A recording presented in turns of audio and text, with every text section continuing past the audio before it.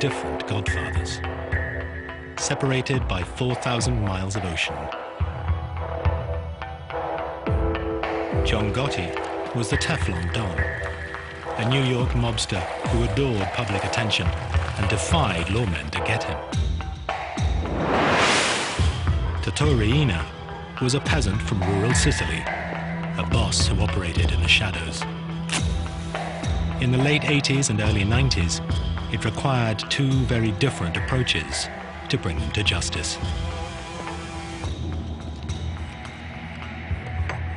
In the United States, crime fighters were unflagging in their pursuit of Gotti.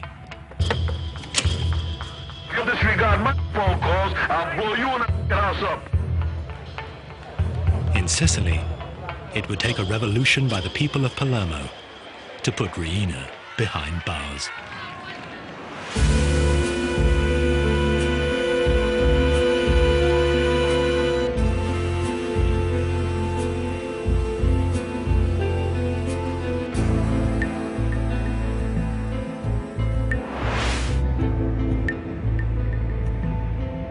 John Gotti was a violent and reckless hoodlum from his earliest days.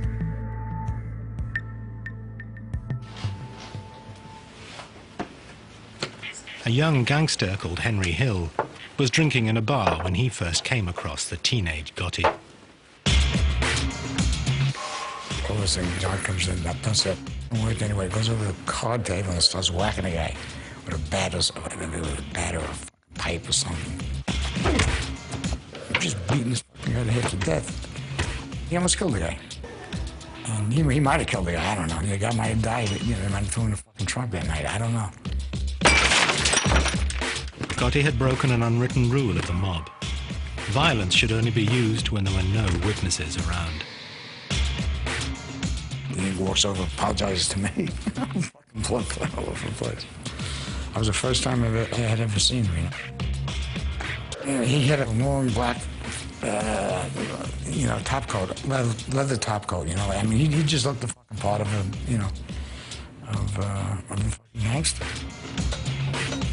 It was clear Gotti feared no one. To Henry Hill, it marked Gotti as a man destined for the top. He was a man on the rise. He was, you know, he had his own crew. You know he was going to be somebody. You know, you just knew it. I mean, he had that presence. But one man stood in the way of Gotti's rise: Paul Castellano. He was the head of the Gambino crime family, the most powerful of all the mafia families in the US.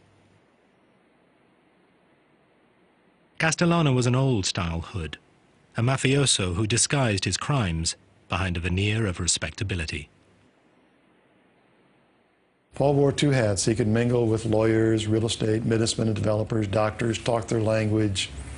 Then he wore his Gambino family hat, and he could sit there and discuss why this guy's got to get killed and say, okay, he's got to go. Gotti would have to eliminate Castellano to become boss. But Gotti was not the only one who wanted him out of the way. In 1983, President Ronald Reagan declared war on organized crime. The target was the mafia's ruling body, known as the Commission. On it sat Paul Castellano. Under America's tough anti-mafia RICO legislation, crime fighters could prosecute Castellano and the other bosses for running a criminal enterprise, if they could prove the Commission was meeting. The Commission was so secret, the only proof the FBI had of a meeting taking place dated from 1957.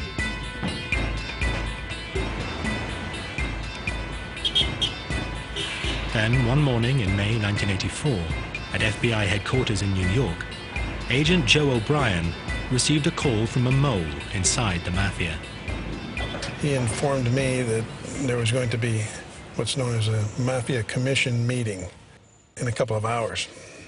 I didn't believe them, to be honest with you, because this was pretty much unheard of. These guys cannot afford to meet. That can be very incriminating to them. If the FBI could get a photograph of this meeting, it would help destroy the Commission.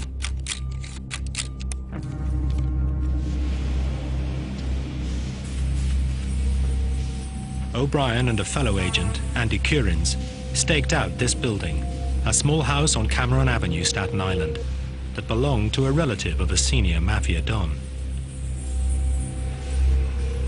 The agents hid in the back of an unmarked van, a few hundred yards down the road. Dan was right back here, right about where the white car is, right in front of the 54 there. That's about where we were parked. And we had a nice straight shot. There were no cars at that time. We had a straight shot down the street to 34 Cameron. So we sat there for 3 hours, till about 4:30. And then they started coming out crime family by crime family. The top men in the Gambino, the Lucchese, the Colombo and the Genovese families all emerged. Then finally our long-awaited guest of honor, if you will, Paul Castellano, came out. Castellano was the boss of bosses. It was like the king strutting out. You could almost envision a carpeted area. It was a real show of how the mob operates and mob protocol. It was very exciting. I don't know how Andy managed to keep the camera as still as he did. He used this shoulder right here as a tripod, and I just didn't breathe for the longest period of time. Castellano wasn't in any big rush. Took a couple of puffs on the cigar and got in the car and drove off. The photographs were dynamite. The FBI knew that such striking visual evidence was just the thing to put in front of a jury.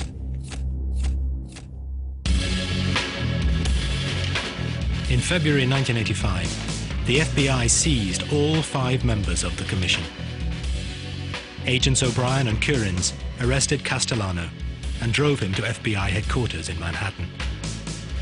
Federal authorities and New York City and state law enforcement officials today announced one of the most important indictments of mafia bosses in this nation's history. In the car on the way to FBI headquarters, Castellano heard a radio news bulletin about the arrests. Racketeering and extortion. The charges carry prison sentences of up to 20 years.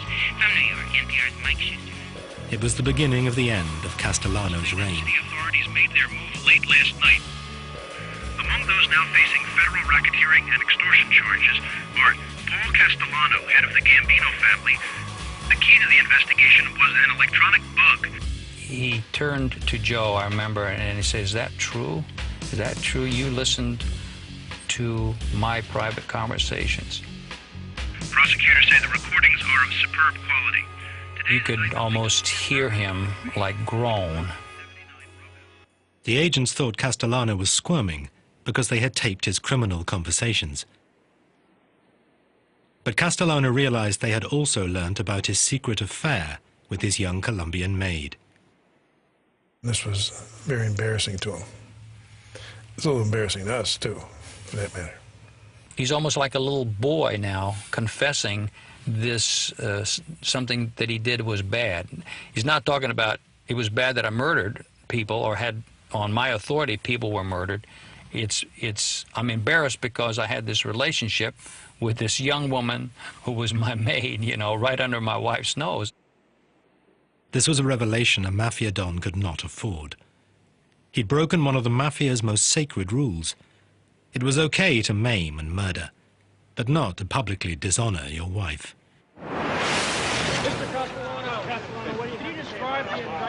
Castellano awaited trial, at which the photos would be key evidence.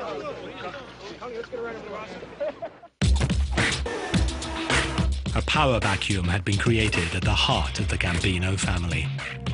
The situation was ripe for war.